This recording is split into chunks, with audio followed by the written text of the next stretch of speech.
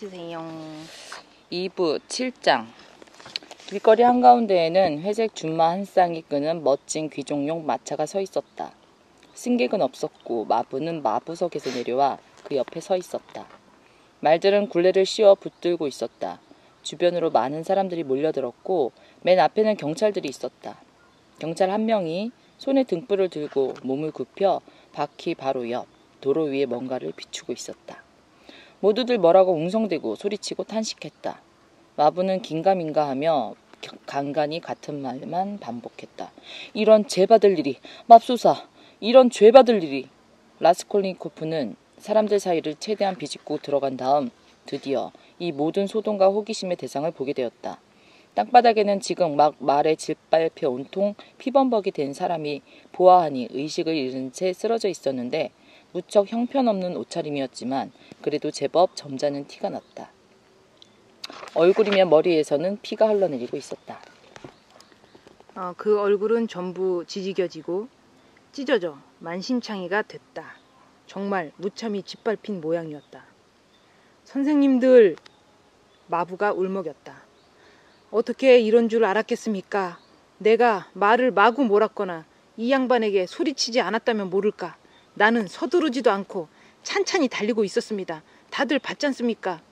사람이란 원래 실수를 하는 법이고 나라고 별 수 있나요? 주정뱅이가 촛불을 켤 리도 없고요. 아시다시피 그를 보니 길을 건너가는데 갈짓자로 비틀대는 것이 거의 나자빠질 기세. 이게 한 번, 두 번, 세 번이나 소리를 지르고 말도 세웠어요. 하지만 그쪽에서 곧장 말의 발밑으로 쓰러지더라고요. 일부러 그랬는지 아니면 술이 취해 제정신이 아니었는지. 말들이 어린 놈이라 겁이 많거든요. 몸을 움찔하며 뛰어오르자 저 사람은 비명을 지르고 그러자 이 녀석들은 더욱더 그래서 이런 변이 생겼지 뭡니까? 딱 맞는 말이야. 군중 속에서 어떤 목격자가 응수하는 소리가 들렸다. 소리를 질렀어. 정말 그랬어. 3번이나 소리쳤어. 다른 목소리가 응수해 주었다. 정확히 3번이 들었어요. 다들 들었어요. 다들. 3번째가 소리쳤다. 하긴 마부도 별로 기가 죽지도 겁을 내지도 않았다. 보아하니 마치 마차는 영향력 있는 부자의 것으로 그 주인은 어디서 마차를 기다리고 있는 모양이었다. 경찰들도 물론 이 마지막 문제를 어떻게 하면 잘 처리할지 적잖이 고민하고 있었다. 여하튼 당장은 마차에 깔린 자를 경찰서든 병원이든 어디로 옮겨야 했다. 하지만 그의 이름을 아는 사람은 없었다. 그러는 동안 라스콜니코프는 사람들 사이를 비집고 들어가 더 가까이 몸을 기울였다. 갑자기 등불이 불운한 자의 얼굴을 환히 비추자 그가 누군지 금방 알아볼 수 있었다. 제가 아는 사람입니다. 누군지 압니다. 그가 이렇게 소리치며 앞으로 헤치고 나갔다. 이분은 퇴직관리, 구둔간, 마르멜라도프입니다. 이 근처 코제리 집에 살고요. 빨리 의사를 불러요. 돈은 제가 내겠습니다. 여기. 그러면서 호주머니에서 돈을 꺼내 경찰에게 보여주었다. 그는 놀라울 정도로 흥분한 상태였다. 경찰들은 마차에 깔린 자의 신원이 확인돼서 만족스러워했다. 라스콜니코프는 자기 이름과 주소를 가르쳐주고 마치 친아버지의 일인 것처럼 의식을 잃은 마르멜라도프를 어서 빨리 집으로 옮겨달라며 사람들을 열심히 설득했다. 바로 여기 3번째 건물을 지나면 하고 그가 부산을 떨었다. 코젤이 집이 나오는데 돈 많은 독일인이죠. 방금 이분은 분명히 술에 취한 채로 집으로 가고 있었을 겁니다. 이분을 알거든요. 술주정이 백인인데 저기 그의 가족이 아내와 아이들이 있습니다. 딸도 하나 있고요. 일단 병원에 데려가기 전에 여기 이 집에 분명히 의사가 있을 겁니다. 돈은 제가 내겠습니다. 제가 냅니다. 아무래도 집안 사람이 간호하면 지금은 더 도움이 될 겁니다. 안 그랬다가는 병원에 도착하기도 전에 죽어버릴 겁니다. 심지어 그는 눈에 띄지 않게 경찰의 손에 뭘 찔러 넣어 주었다. 하긴 분명하고 합법적인 일인데다가 어쨌거나 그러는 편이 응급처치를 받기도 더 좋았다. 사람들이 마차에 깔린 자를 일으켜 세워 옮기기 시작했다. 도와주는 사람들이 있었던 것이다. 코젤의 집은 30걸음쯤 떨어진 곳에 있었다. 라스콜니코프는 뒤에서 조심스럽게 머리를 받친 채 걸으면서 길을 안내했다. 이쪽입니다. 이쪽.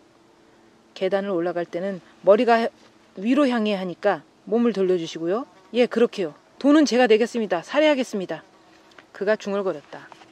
카체리나 이바노브나는 여유 시간이 나자마자 항상 그렇듯 팔창을 끼고 혼잣말로 뭐라 웅얼대고 기침을 하면서 작은 방안을 앞뒤로 또 창가와 페치카 사이를 번갈아 왔다 갔다 하고 있었다. 처음에는 큰딸인 10살 먹은 폴렌카를 상대로 점점 더 자주 많은 대화를 나누게 됐다. 폴렌카는 아직 이해하지 못하는 것이 많았지만 대신 자기 어머니에게 꼭 필요한 존재라는 것을 몹시 잘 이해했기 때문에 항상 영특해 보이는 커다란 눈으로 어머니를 지켜보며 뭐든지 다 이해하려는 척 열심히 머리를 썼다. 지금 폴렌카는 하루 종일 몸이 좋지 않았던 남동생을 재우려고 옷을 벗기고 있었다.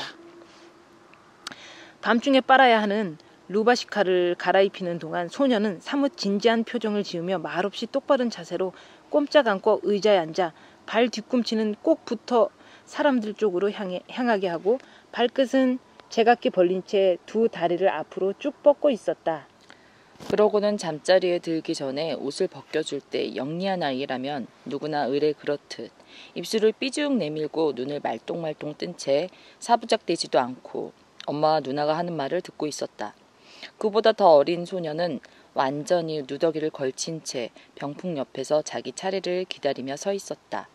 계단 쪽 문은 열려 있었는데 다른 방에서 파도처럼 흘러들어와 불쌍한 폐병쟁이 여인에게 오랫동안 쉴 새 없이 고통스러운 기침을 하도록 만드는 담배 연기로부터 조금이라도 몸을 지키기 위해서였다. 카체리나 이바노브나는 요 한 주간 더 여인 것 같고 뺨의 붉은 반점도 이전보다 더 선명해졌다. 너는 믿기지도 않고 상상도 할 수 없을 거야, 폴렌카. 그녀가 방 안을 왔다 갔다 하며 말했다. 우리 아버지 집에 있을 때는 정말로 즐겁고 화려하게 살았는데 이 주정뱅이가 내 신세도 망쳐놓았고 너희들 신세도 모두 망쳐놓을 거야. 우리 아버지는 5등간 군인으로 대령이었는데 거의 도지사나 다름없었어. 겨우 한 발짝만 내디디면 됐거든. 그래서 다들 아버지를 찾아오면 이바 미하일르이치, 우리는 당신을 이미 우리의 도지사로 생각한답니다. 라고 말하곤 했지. 내가 말이야. 이 칠할 같은 인생. 그녀는 가래를 토하면서 가슴방을 움켜쥐고 소리쳤다. 아이고. 마지막 무도회에서 귀족단장 댁에서 열렸는데 베즈제멘 나야 공작 부인께서 말이야. 나중에 내가 너희 아버지한테 시집갈 때 나를 축복해 주신 분이란다. 폴야, 나를 보시자마자 혹시 저 아가씨가 졸업식 때 쇼를 두르고 춤을 추던 귀여운 아가씨 아닌가요? 하고 물어보셨지. 그때만 해도 막 페테르부르크에서 온 시종관 셰골스코프 공작이 나와 마로주카를 추었고 다음날 청혼하러 오고 싶어 했지. 하지만 나는 좋은 말로 감사를 표한 뒤 오래전부터 마음을 두고 있는 사람이 따로 있다고 말했단다. 그 사람이 바로 너희 아버지였단다. 폴리야, 우리 아버지는 그야말로 노발대발 하셨는데 한데 물은 준비됐니? 자, 루바시카를 좀 줘보렴. 양말은? 리다! 하고 그녀는 작은 딸에게 말을 걸었다. 너는 오늘 밤에 루바시카를 입지 말고 그냥 자야겠구나. 어쨌든 양말은 옆에 벗어놓고 한꺼번에 빨아야겠어. 아니 이 누더기 같은 양반은 왜 안 오는 거야? 이 주정뱅이가. 루바시카도 하도 입고 다녀서 걸레처럼 달았어. 완전히 너덜너덜해지고. 이틀을 연달아 고생하지 않으려면 전부 한꺼번에 빨아야 하는데 맙소사. 또다시 이건 뭐야? 현관으로 몰려든 군중과 무슨 짐 같은 것을 들고 방 안으로 비집고 들어오는 사람들을 보며 그녀가 소리쳤다. 이게 뭐예요? 뭘 갖고 오는 거죠? 맙소사. 여기다 내려놓을까요? 피투성이에 의식 없는 마르멜라도프를 이 방 안에 들여놓은 다음 경찰이 주위를 둘러다보며 물었다. 소파에 바로 눕히세요. 자, 머리는 이쪽으로 하고. 라스콜니코프가 그쪽을 가리켰다. 길거리에서 마차에 치였어. 술에 취해서. 누군가가 현관에 소리쳤다. 카체리나 이바노브나는 완전히 새파랗게 질려서는 힘겹게 숨을 몰아쉬었다. 아이들은 겁에 질려버렸다. 어린 리도치카가 소리를 지르며 폴렌카에게 달려들어 껴안고 온몸을 벌거 떨었다. 마르멜라도프를 눕히고 나서 라스콜니코프는 카체리나 이바노브나에게 달려갔다. 제발 진정하십시오. 겁먹지 마시고요. 그가 빠른 속도로 말했다. 길을 건너다 마차에 치였는데 걱정하지 마십시오. 정신이 들 테니까요. 제가 이리로 모셔오자고 했고요. 댁에 들른 적이 있는데 기억하시겠지요? 곧 정신이 들 겁니다. 돈은 제가 내겠습니다. 소원 성취했구먼. 카체리나 이바노브나는 절망적으로 소리를 지르며 남편에게 달려갔다. 라스콜니코프는 이내 이 여인은 당장 기절부터 하고 보는 부류가 아니라는 것을 알아챘다. 불운한 자의 머리 밑에는 순식간에 아무도 미처 생각하지 못했던 베개가 놓여졌다. 카체리나 이바노브나는 그의 옷을 벗기고 상태를 살펴보았으며 파르르 떨리는 입술을 깨물고 가슴 속에서 터져 나오려는 비명을 애써 억누르며 자기 자신은 깡그리 잊은 채 당황하는 기색도 없이 분주히 움직였다. 라스콜리니코프는 그러는 동안 사람들을 보내 의사를 불러오라고 설득했다. 마침내 의사는 건너편 건물에 살고 있었다. 의사를 불러오라고 사람을 보냈습니다. 그가 카체리나 이바노브나에게 계속 되뇌었다. 염려 마십시오. 돈은 제가 내겠습니다. 물 좀 없습니까? 냅킨이든 수건이든 뭐라도 빨리 주십시오. 상처가 어느 정도인지 아직 모르니까. 부상은 입었지만 죽진 않았어요. 정말입니다. 의사가 뭐라고 할지. 카체리나 이바노브나는 창가로 달려갔다. 그곳 구석 찌그러진 의자 위에는 밤중에 아이들과 남편의 옷을 빨려고 준비해둔 커다란 점토 물대야가 놓여 있었다. 이렇게 카체리나 이바노브나는 적어도 일주일에 2번, 이따금씩은 그보다 더 자주 밤중에 손수 빨래를 했다. 이는 이미 갈아입을 옷이 거의 전혀 없는 가족 구성원 너나 할 것 없이 모두 하나씩밖에 안 되는 지경이 되었기 때문에, 또 카체리나 이바노브나는 불결함을 참지 못하는 성미라 집안이 더러워지는 꼴을 보느니 차라리 밤마다 몸을 혹사하고 힘에 부치더라도 다 잘 때 젖은 옷을 빵 안에 쳐놓은 빨랫줄에 걸어 아침녘까지 다 말린 다음 깨끗한 것을 내놓은 편이 낫다고 생각했기 때문이다. 그녀는 라스콜리니코프의 요구대로 대야를 가져가려 들었지만 하마터면 그대로 넘어질 뻔했다. 하지만 상대방은 어느새 수건을 찾아서 물에 적신 다음 피범벅이 된 마르멜라도프의 얼굴을 닦아내기 시작했다. 카체리나 이바노브나는 그 자리에 선 채 고통스럽게 숨을 몰아쉬며 두 손으로 가슴을 움켜쥐었다. 도움이 필요한 건 오히려 그녀였다. 라스콜리니코프는 마차에 치인 차를 이리로 데려오자고 설득한 것이 잘못이었을 수도 있겠다는 사실을 슬슬 깨달았다. 순경도 역시 의혹에 잠긴 채 서 있었다. 폴리야! 카체리나 이바노브나가 소리쳤다. 소냐에게 달려가. 얼른. 혹시 집에 없어도 아버지가 말에 치였으니까 당장 이리로 오라고 말해두고 돌아오는 대로 오라고 말이야. 빨리! 폴리야! 자, 스카프를 두르고. 종알같이 달려가. 갑자기 소년이 의자에서 소리쳤고 이 말을 한 다음에는 또다시 아까처럼 말없이 똑바른 자세로 앉아 눈을 말똥말똥 뜨고 뒤꿈치는 앞으로 내밀고 발끝은 제각기 벌려놓았다. 그러는 사이에 방은 입추의 여지도 없을 만큼 사람들로 꽉 찼다. 경찰들도 다 떠나고 한 명만 잠깐 남았는데 그는 계단에서 밀려오는 사람들을 다시 계단으로 쫓아내려고 애쓰고 있었다. 대신 안쪽에 위치한 방들에서 리페베르젤 부인의 세입자들이 거의 전부 다 쏟아져 나왔으며 처음에는 문지방 쪽에만 몰려있더니 나중에는 무리를 지어 방 안까지 밀려 들어왔다. 카체리나 이바노브나는 거의 광난 상태가 됐다. 하다못해 죽을 때만이라도 좀 조용히 죽게 해줘요. 그녀가 모든 사람들을 향해 소리쳤다. 무슨 구경거리라도 났어? 담배까지 꼬나물고 모자까지 쓰고 들어와 보시지. 아니, 모자를 쓴 양반도 하나 있네. 썩 나가요. 사람이 죽었으면 하다못해 경이라도 표해야지. 기침 때문에 숨이 막혀왔지만 호통을 친 것이 효과가 있었다. 분명히 카체리나 이바노브나가 무섭기도 했는지 세입자들은 서로를 해치며 하나둘씩 문 쪽으로 되돌아 나갔다. 가까운 사람에게 느닷없이 불행이 닥쳤을 때마다 항상 느끼는, 심지어 가장 가까운 사람조차 그야말로 진정으로 애석해하고 동정하는 마음과는 별개로 단 한 명의 예외도 없이 느끼는 저 이상한 내적 만족감을 맛보면서 말이다. 하긴 문 뒤에서는 병원에 보내야 한다는 둥, 괜히 여기서 폐를 끼쳐서는 안 된다는 둥 하며 떠드는 소리도 들려왔다. 죽는 것도 안 된다고? 카체리나 이바노브나는 이렇게 소리치며 그들에게 한바탕 퍼부을 기세로 문을 활짝 열려 달려나갔지만 마침 문간에서 지금 막 불미스러운 소식을 접하고 기강을 바로잡기 위해 달려온 리페베우젤 부인과 딱 마주쳤다. 그녀는 굉장한 싸움닭에 난폭한 독일 여자였다. 아이고 맙소사. 그녀는 손바닥을 탁 쳤다. 당신의 남편이 술이 취해 말에 질파텄하죠? 병원으로 보내요. 여기는 내 집이에요. 아말리아 류드비고나 부탁인데 지금 무슨 말을 하고 있는지 좀 생각해보세요. 카체리나 이바노브나가 도도한 태도로 말문을 열었다. 아말리아 류드비고나버, 전에도 한번 말했지만 어디 감히 나를 아말 류드비고 무라나라고 부르는 거예요. 나는 아말 이반이란 말이에요.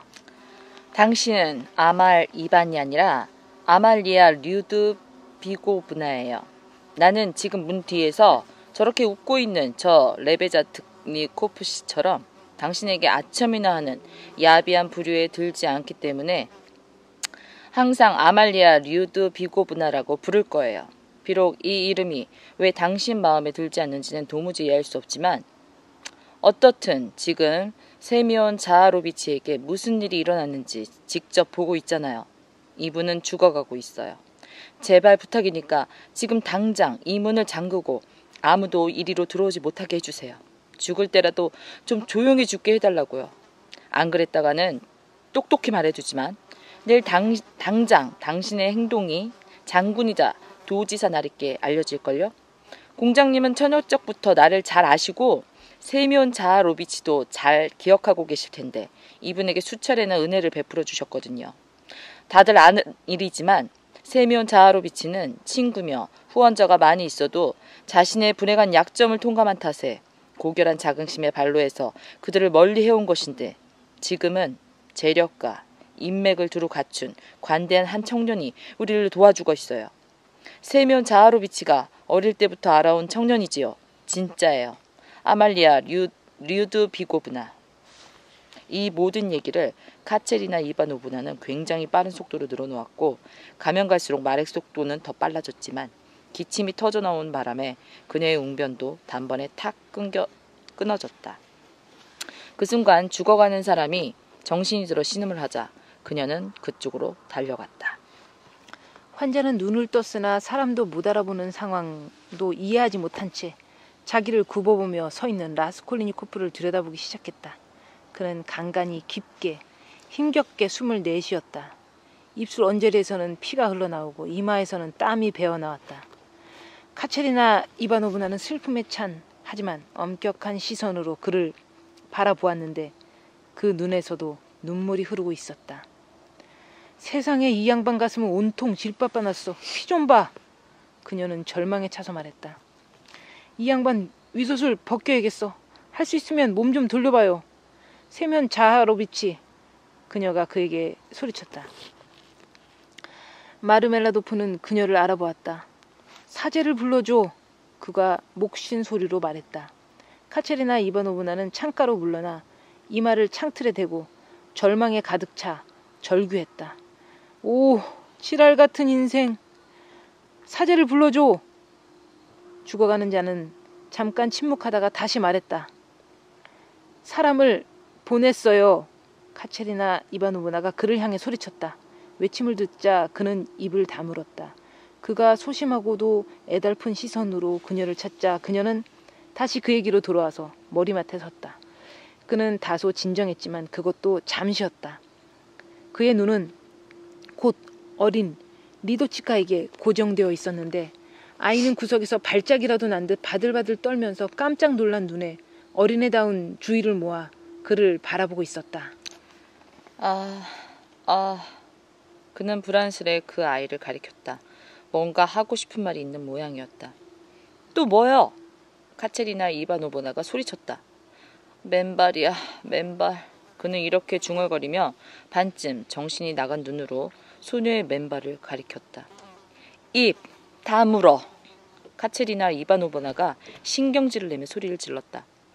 왜 맨발인지는 당신도 알잖아. 다행입니다. 의사가 왔어요.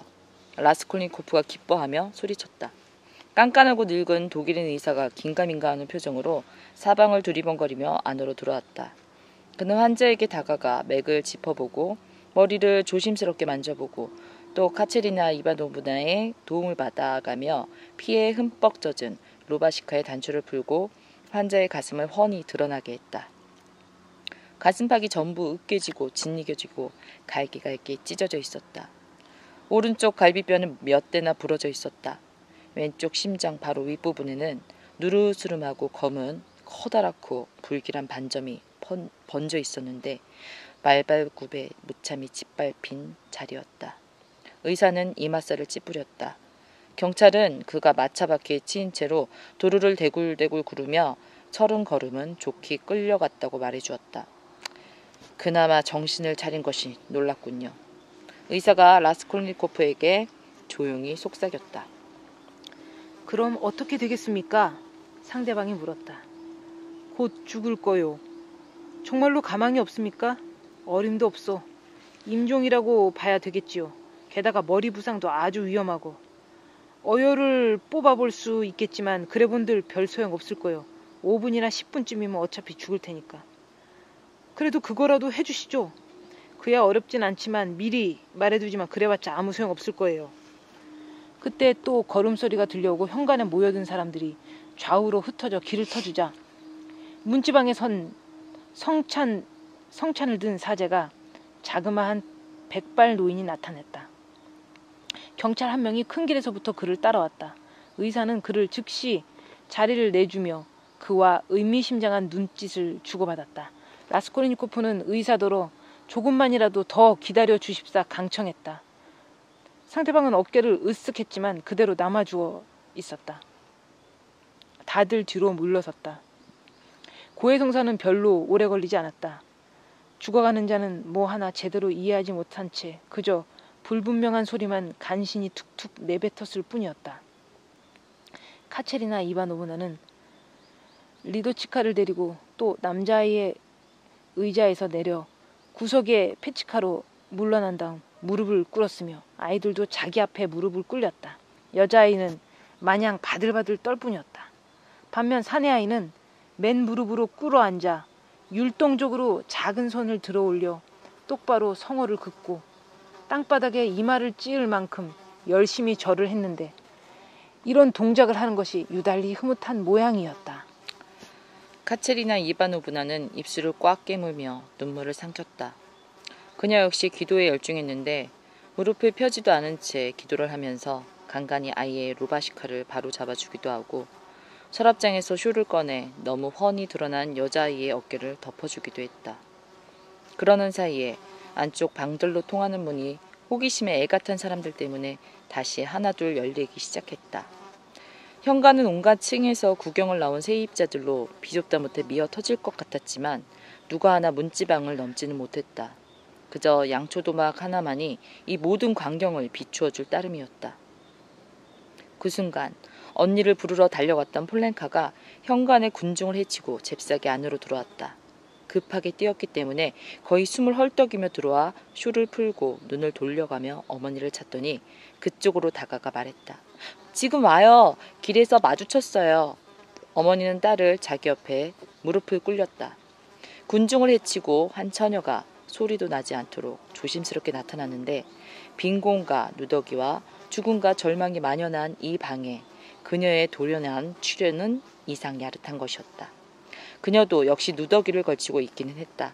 하지만 그 차림새를 보면 비록 싸구려이긴 해도 특수한 세계에서 형성된 취향과 규범에 걸맞게 거리의 여자처럼 야하고 치욕스러운 목적이 드러나도록 치장을 해놓았다. 소녀는 현관, 문지방 바로 옆에서 걸음을 멈추었지만 문지방은 넘지 않고 얼빠진 사람처럼 아무것도 의식하지 못한 채 앞만 보고 있었는데 4명은 좋게 거쳤을 법한 이 자리에는 민망해 보이는 몹시 길고 우스꽝스러운 꼬리가 달린 알록달록한 비단 원피스도 문을 전부 가려버릴 만큼 폭이 넓은 크리놀린도 밝은색 구두도 밤에는 필요도 없지만 마침 손에 들려있던 양산도 그리고 불붙은 것처럼 화려한 색깔의 깃털이 꽂힌 우스꽝스러운 밀짚 모자도 깡그리 잊은 것 같았다. 사내처럼 삐뚤음하게 비켜 쓴 그 모자 밑으로 입을 쩍 벌어지고 공포로 인해 눈도 꼼짝하지 못하게 된 경악으로 일그러진 야위고 창백한 작은 얼굴이 보였다. 소냐는 18살쯤 됐고 키가 작고 마르긴 했지만 푸른 눈이 돋보이는 상당히 예쁜 금발 아가씨였다. 그녀는 사제를 뚫어져라 바라보았다. 그녀도 급하게 걸어온 터라 숨을 헐떡이고 있었다. 마침내 사람들이 쉬쉬거리며 뭐라고 수군대는 소리가 그녀의 귀에까지 들려왔다. 그녀는 눈을 내리깔고 문지방을 넘어서 방 안으로 한 걸음 내딛었지만 이번에도 문간에 멈춰선 셈이었다. 고해성사와 성찬식이 끝났다. 카체리나 이바노브나는 다시 남편의 침대 쪽으로 다가갔다. 사제는 물러났고 나가는 참에 카체리나 이바노브나에게 인사와 위로 차원의 한두 마디를 하려고 했다. 이것들을 어떡할까요? 그녀는 어린 것들을 가리키며 날카롭고 짜증스러운 어투로 말을 가로막았다. 하나님은 자비로우십니다. 전능하신 그분의 도움을 바라보세요. 사제가 말을 꺼냈다. 어휴, 어지간히 자비로우시겠지만 우리한테 신경을 써주실 겨를은 없으시죠? 죄받을 소리입니다, 부인. 사제가 고개를 내저으며 한마디 했다. 이건 죄받을 짓이 아닌가요? 카체리나 이바노브나가 죽어가는 자를 가리키며 소리쳤다. 그야 그럴 수 있지만 본의 아니게 원인을 제공한 분들이 부인에게 보상을 해줄 겁니다.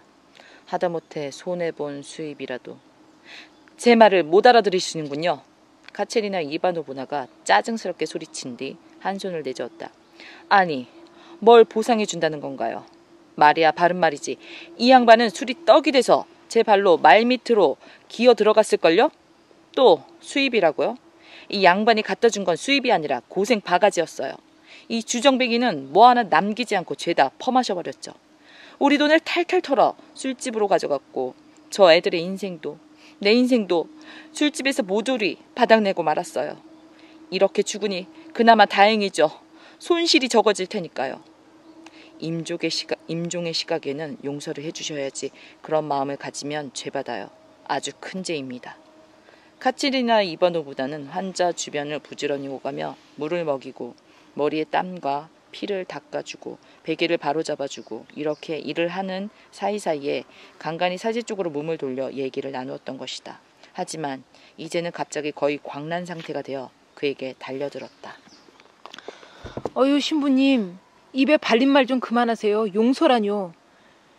이렇게 마차에 치지 않았으면 오늘도 술을 취한 채로 돌아와 완전히 달아빠진 루바시카 한 장만 그나마도 누더기나 다름없는 거 달랑 걸치고 나자빠져서 쿨쿨 골아 떨어졌을 테고, 나는 날이 밝기 전에 물을 튀기며 이 양반의 누더기와 아이들의 넋말을 빨아 그러고 나면 또 창문 밖에다가 널어 말리고 날이 밝기가 무섭게 앉아서 또 옷을 깁거나 하고 있을 테죠. 바로 이게 내가 밤마다 하는 짓이란 말이에요. 이런 마당에 용서하고 자시고 할 게 어디 있어요. 용서야 벌써 했죠.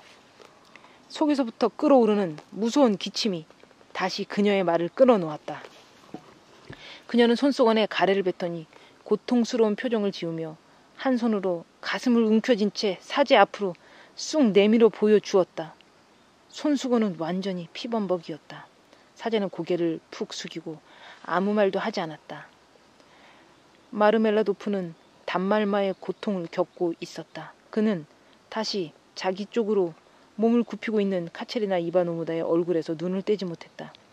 계속 그녀에게 하고 싶은 말이 있는 모양이었다. 안간 힘을 쓰며 혀를 놀리고 불분명한 말을 내뱉으면서 말문을 열려고 했지만 카체리나 이바노무다는 그가 용서를 구하고 싶어 한다는 것을 알아차리고서는 곧장 명령조로 소리쳤다. 입 다물어. 부질없는 일이야. 무슨 말을 하고 싶다는 건지 다 알아. 그러자 환자는 입을 다물었다. 하지만 바로 그 순간 허공을 배회하던 그의 시선이 문으로 떨어지더니 소냐를 발견했다. 지금까지 그는 딸이 온 것도 모르고 있었다. 그녀는 구석의 그늘진 곳에 서 있었던 것이다. 이게 누구야? 이게 누구냐고. 그가 갑자기 숨 넘어가는 쉰 목소리로 이렇게 말하며 불안과 공포에 찬 눈짓으로 문간에 서 있는 딸을 가리키더니 몸을 일으키려고 안간힘을 썼다. 누워있어. 누우란 말이야.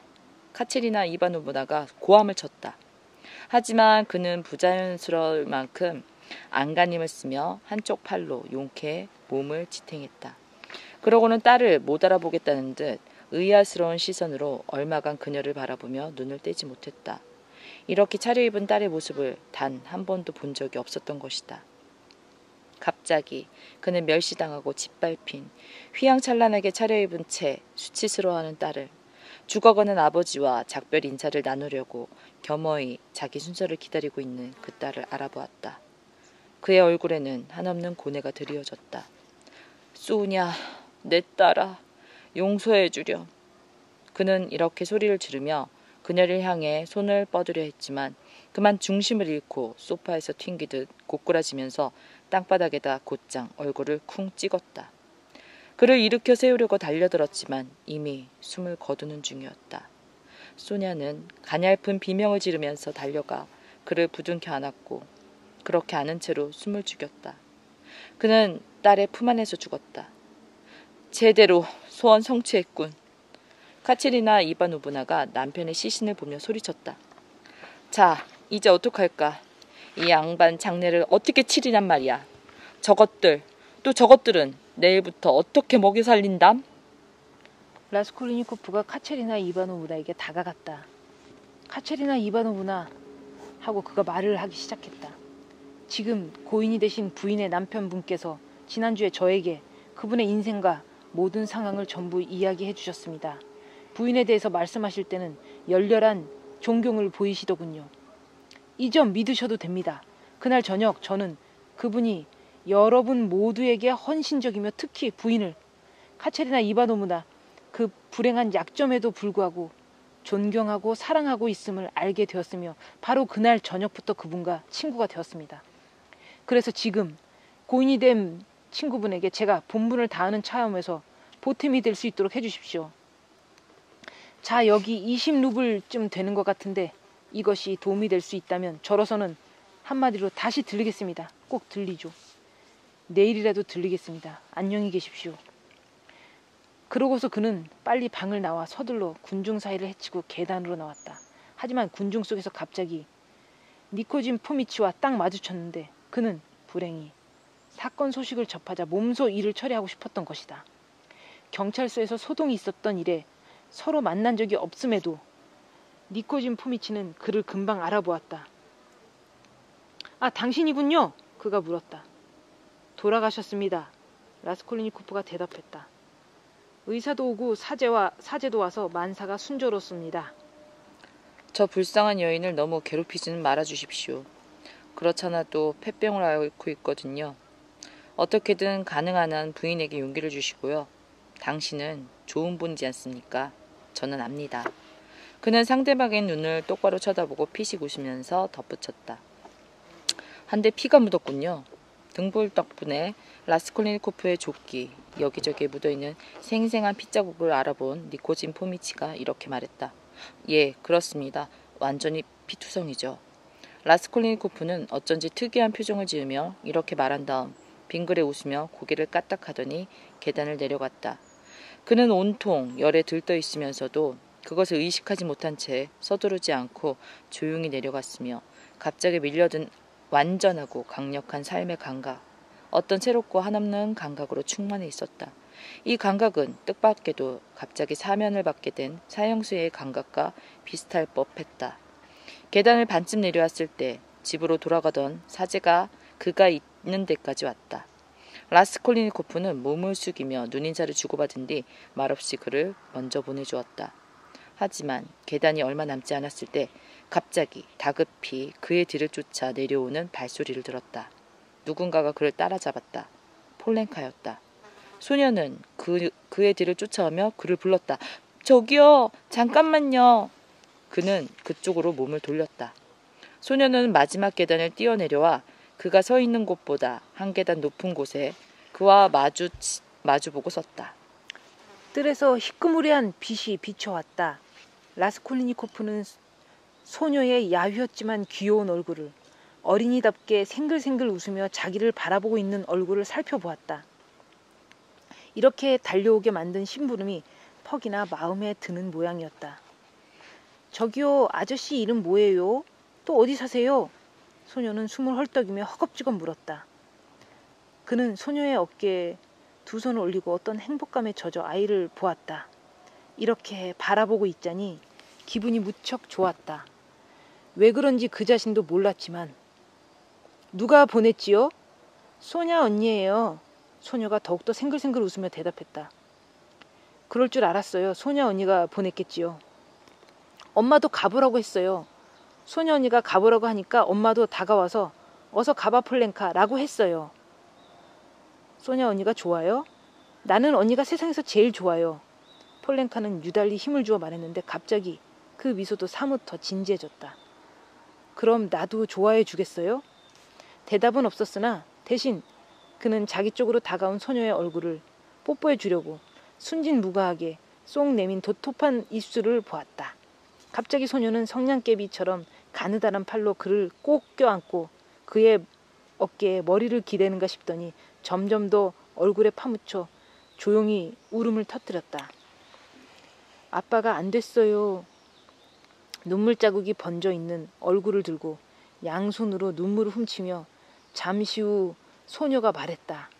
요새 이렇게 불행한 일이 계속 있었어요. 소녀는 갑자기 어른들처럼 말하고 싶을 때 아이들이 흔히 애써 지어 보이는 표정인데 느닷없이 정색을 하고 이런 말을 덧붙였다. 아빠가 아가씨와 동생들을 좋아하셨나요? 아빠는 리도치카를 우리 중에서 제일 좋아하셨어요.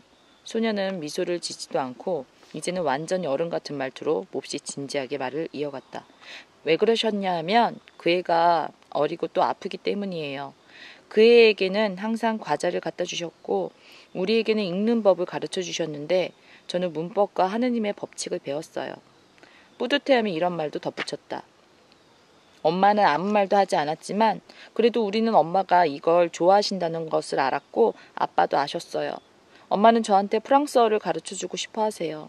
저도 벌써 교육을 받을 나이가 됐거든요. 기도할 줄은 아나요? 아, 그럼요. 할 줄 알죠. 벌써 오래되는걸요. 저는 어른처럼 혼자 마음속으로 기도하고 콜야와 리도치카는 엄마와 함께 큰 소리로 기도해요. 우선 성모송을 읊은 다음 기도 한 편을 더 읊어요. 주님, 소네치카 언니를 용서하시고 축복해 주시옵소서라고요.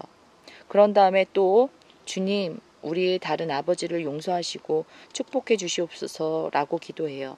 우리의 옛날 아버지는 벌써 돌아가셨고 지금 아버지는 딴 분인데 우리는 옛날 아버지를 위해서도 기도드려요. 폴레치카, 내 이름은 로지온이라고 해요. 언제 나를 위해서도 기도해줘요. 주님의 종 로지온도 라고 그렇게만 해주면 돼요. 앞으로 평생 동안 아저씨를 위해 기도할게요. 소녀는 열렬하게 말한 뒤 갑자기 웃으면서 그에게 달려들어 또 그를 꼭 껴안았다. 라스콜리니코프는 자기의 이름과 주소를 알려주며 내일 꼭 들르겠다고 약속했다. 소녀는 그에게 완전히 열광한 채로 떠났다. 그가 거리로 나온 것은 10시가 넘어서였다. 5분 뒤 그는 다리 위 정확히 아까 한 여자가 강물에 몸을 던졌던 바로 그 장소에 서 있었다. 됐어. 그는 단호하고 의기양양하게 말했다. 신기루 따위는 꺼져버려라. 괜한 두려움도 환영도 꺼져버려라. 삶이 있지 않은가. 아니 지금만 해도 나는 살고 있지 않은가. 내 삶마저 늙어빠진 노파와 함께 죽어버린 것은 아니야. 노파에게는 천국이 있으니까 됐어. 할머니, 이제 편히 쉴 때란 말씀. 이제부터 이성과 빛의 왕국이, 의지와 힘의 왕국이. 이제 두고 보자. 이제 한번 겨뤄보자. 그는 어떤 어두운 힘을 향해 도발하듯 거만하게 덧붙였다.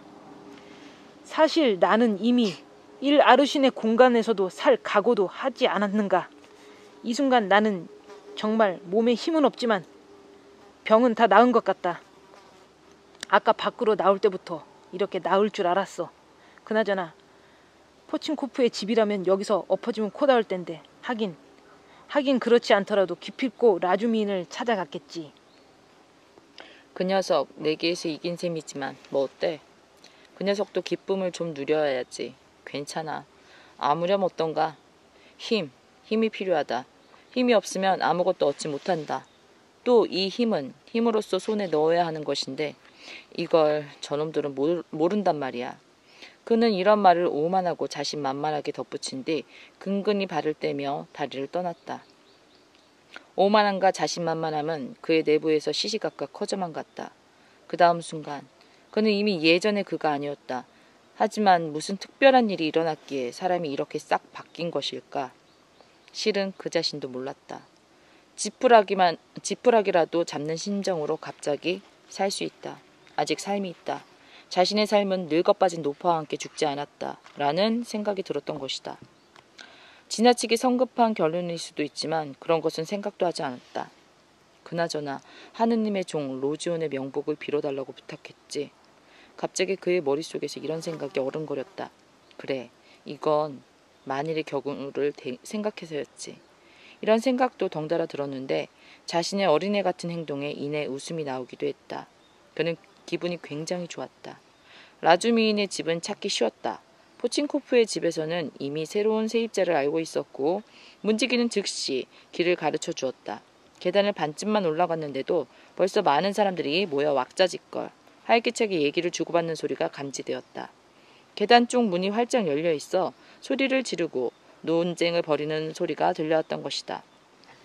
라주미인의 방은 상당히 큰 편이었고 모인 사람은 15명 정도였다.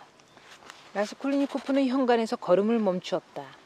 그곳의 칸막이 뒤에서는 주인집 하녀 둘이 커다란 사모바르 2개, 주인집 부엌에서 가져온 술병과 접시, 피로그와 안주를 담은 접시 주변을 분주히 움직이고 있었다.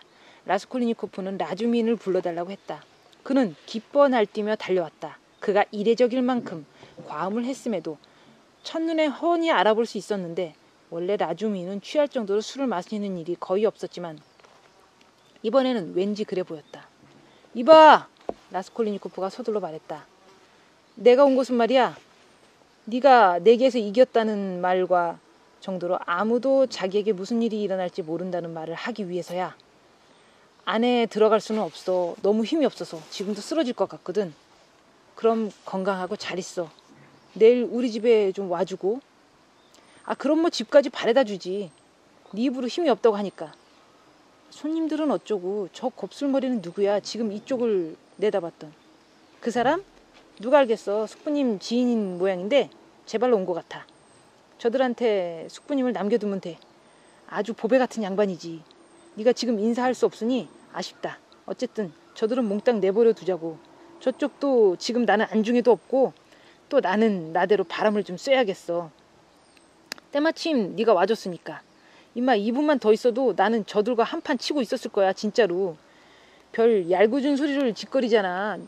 넌 상상도 할 수 없을걸. 사람이 결국에는 어느 정도로까지 거짓말을 짓거릴 수 있는지. 하긴 어떻게 상상할 수 없겠어. 우리만 해도 곧장 거짓말을 짓거리잖아. 그래, 마구 거짓말을 짓거려라. 대신 나중에는 그러지 않을 테니까. 잠깐 좀 앉아있어. 조시모프를 데려올게. 조시모프는 왠지 상대를 잡아먹을 기세로 라스콜니코프에게 달려들었다. 어떤 유별난 호기심이 역력히 드러나면서 그의 얼굴이 이내 환해졌다. 당장 주무셔야 됩니다. 그가 환자를 가능한 한 찬찬히 살펴본 뒤 이렇게 단정지었다. 밤에 약을 한 봉지 드셔야겠는데요. 받아두시렵니까? 아까 제가 제주에 놓은 게 있는데 가루약으로 한 봉지요. 2봉지라도 먹죠. 라스콜니코프가 대답했다. 가루약은 그 자리에서 챙겨두었다. 내가 이분을 데려다 준 거니 아주 좋은 일이야. 조시모프가 라주미인에게 말했다. 내일 어떨지는 두고 봐야겠지만 오늘은 퍽 괜찮은걸? 아까에 비하면 상당히 호전됐어. 그러게 평생 배우며 살라는 것인가 봐. 있잖아. 우리가 집을 나올 때 조시모프가 방금 나한테 뭐라고 귓속말을 했거든? 거리로 나오자마자 라주미인이 짓거렸다. 야, 내가 전부 탁 터놓고 얘기할게. 저 녀석들은 바보니까. 조시모프는 길을 가는 중에 너와 수다를 떨면서 너한테 말을 많이 시킨 다음 자기한테 얘기를 해달라고 했는데 실은 그 녀석 생각으론 내가 미쳤거나 아니면 그 비슷한 상태라는 거야. 어떻게 이럴 수가 있니? 첫째, 너는 그 녀석보다 3배는 더 똑똑하고 둘째, 네가 정신 이상이 아닌 경우엔 그 녀석의 머릿속에 그런 얄궂은 생각이 떠오른 것쯤은 퇴퇴 그냥 싹 무시하면 되는 거고.